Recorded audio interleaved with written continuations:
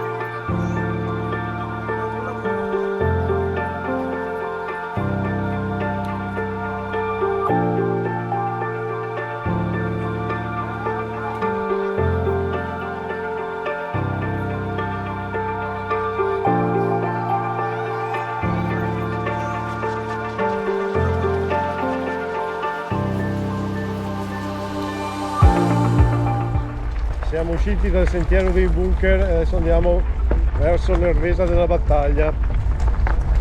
Per arrivare a Nervesa c'è una piccola valletta coltivata e poi si arriva al centro di Nervesa e soprattutto all'osteria L'Ultima Spiaggia, dove finalmente pranzeremo.